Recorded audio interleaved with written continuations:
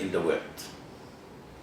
We also have mistakes, we also have faults, we also lost a lot of opportunities since the 1948 until these days. So my message is how to try to point out the sickness of the Palestinians in turn to ask the international community for help.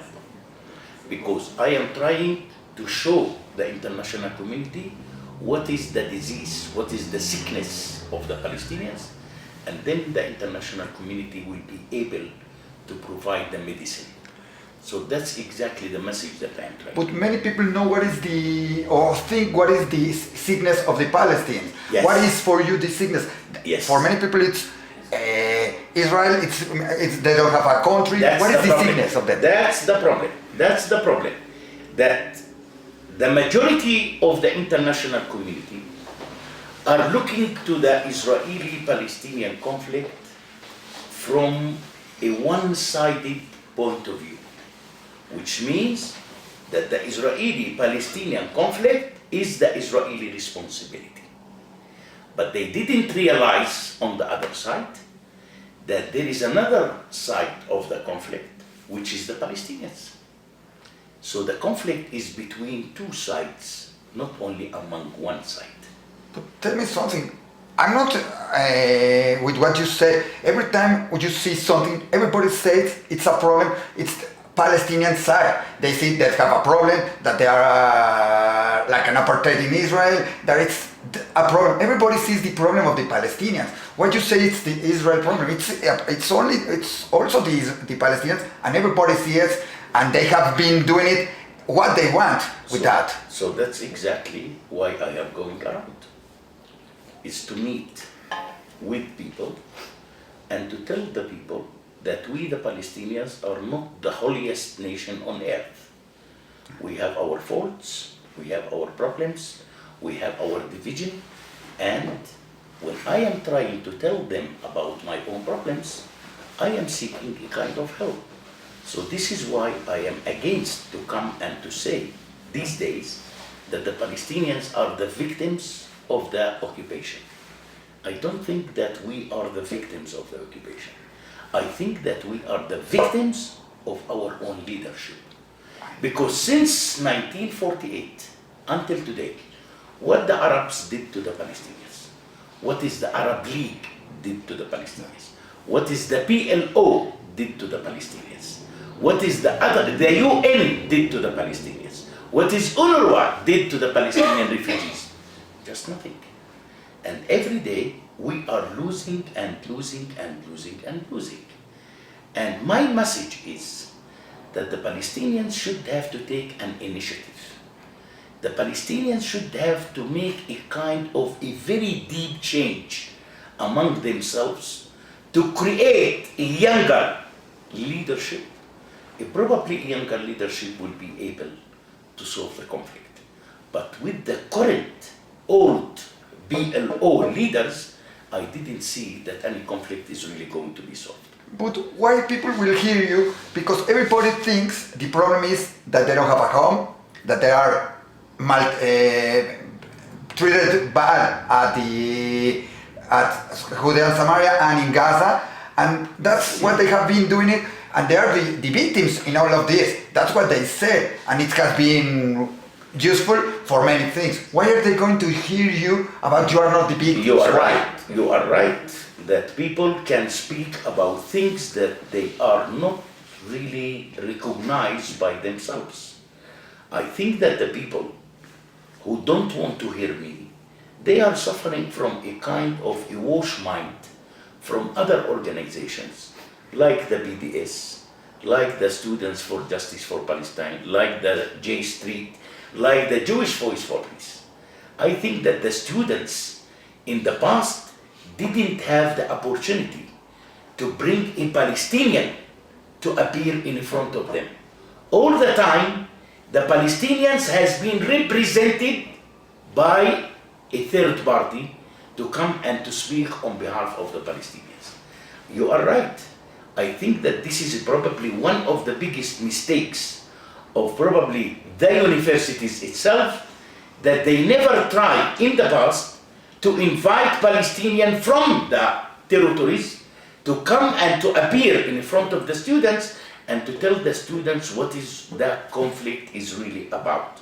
I think that that was the major problem, because these students almost developed with a kind of anti-Semitism ideas.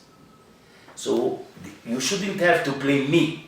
So I am trying to do the best. Whenever I have the time to come as an example to Mexico and to appear in front of schools, in front of universities, I will do it.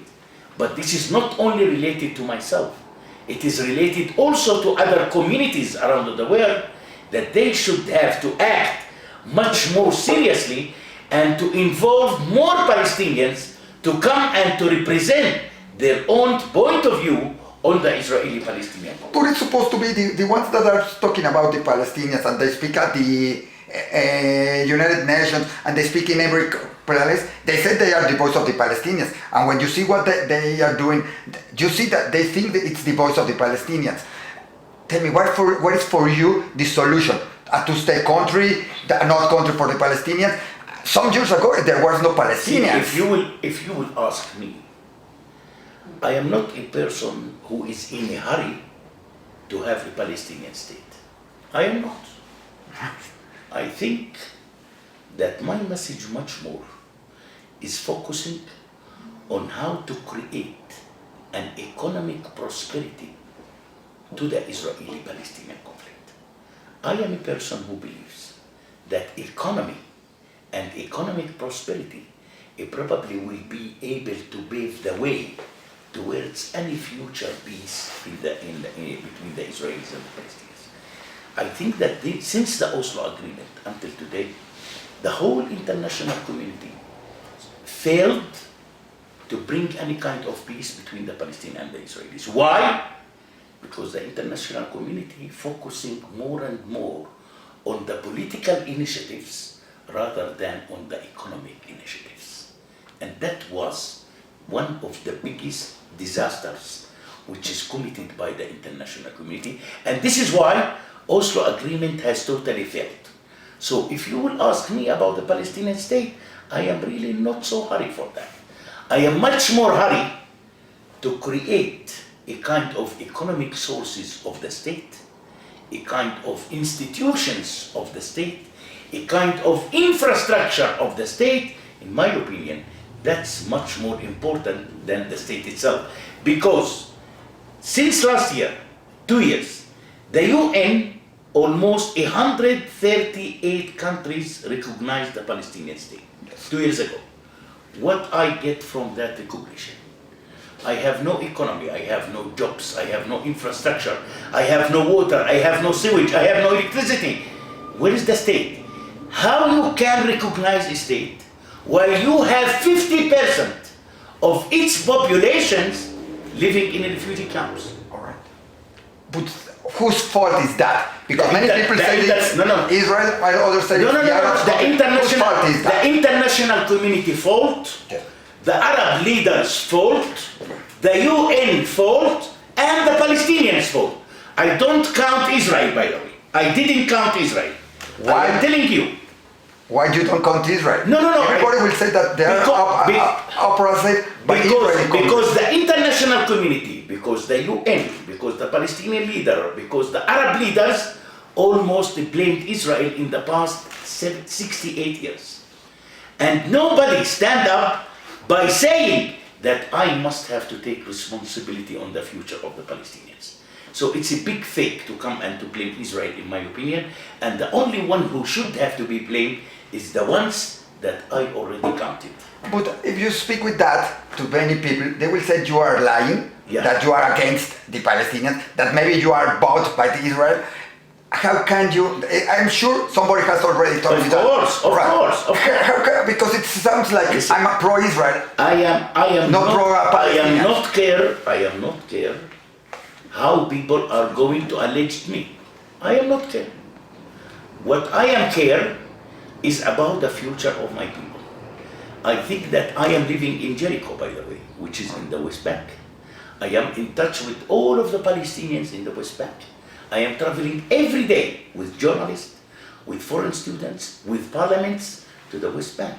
And people still accepting me, and people still talking to me, and people still giving me what is their feelings towards the situation. So if somebody at Chicago University consider me as a pro-Israel or a traitor, I am really not so care about that. I am much more care about the people that I am living with, not about the people that I am coming and visiting them for 1 hour. And the people that you are living with, what they say, they don't say you are a traitor? No. I think that the people totally agree. Listen, what I am telling the international community in the past 26 years, I already said it in Arabic in public places for thousands of times. People knows exactly what is my strategy. People knows exactly what is my political views, and in my opinion, I am still having a huge support among the Palestinians in the West Bank and even in Gaza itself. Tell me something. Many people think that Palestinians live very bad, that there is a very bad situation there, that they don't have electricity. You said it. They don't have water, they don't have food, they don't have anything. Yeah. Is that really true? Or it's just, because we hear from both sides. We hear from the sides pro-Palestinian that says we need there, you have human rights. It's really so bad because that's what they use in propaganda, that they live very bad, that they are oppressing, that it's an apartheid. See, it's really bad, or it's just... Let me summarize it for you. Yes. I think that we, the Palestinians, under the Israelis, still have a much better conditions of life than any other Arab under any other Arab country. Listen, I don't want to be in Syria. I don't want to be in Iraq. I don't want to be in Libya. I don't want to be in Yemen. And this is what I used to say in my lectures. If you are looking to the Middle East map, you will find that the Israeli-Palestinian conflict is the most safe place. And I think that our conditions, even that there are places with a lack of water, even that there are places with a lack of electricity, still their lives is much better than any other Palestinian refugee in Lebanon, than any other Palestinian refugee in Jordan, or of course any other Palestinian refugee in Syria. Of course our situation is much more better. It is not so completed once, yeah, but it is the best if I want to compare it with any other Palestinian refugee in diaspora. So why to be against against Israel or be against what is happening in these territories if you say they are living worse in other countries? Mm-hmm. Why to be this focus on the Palestinian problem and not to say treat us better in Syria, Syria it's another problem, treat us better, I don't know, in Jordania. Yeah. In Jordan. I don't know who is saying that, and I think that the ones who is saying it are people who has a political views which is totally against the existing of the state of Israel. If you will take the BDS as an example, I think that the BDS a strategy right now is how to destroy Israel rather than to boycott Israel. Right. And on the other side, I am asking myself, whom authorized the BDS, as an example, to speak on behalf of me? Who authorized him? I never authorized these people. These people are... The Palestinian government. No. Yeah, maybe the Palestinian government, I agree. Listen, we have, first of all, we the Palestinians lost the trust in our leadership. So I am not care if Abbas is going to support the BDS or not. I am not care. I am much more care how I can guarantee the good daily life of the Palestinian people right now. That's the most important thing for me. All right, but they already have some opportunities. Like in Gaza, when Israel came out, they gave them many things that they were ready to use. and they were economic goods, like, I don't know, gardens and everything there. So what happened there, and what is going to happen if So you it is the Israeli mistake to withdraw from Gaza, no? It is the Israeli mistake.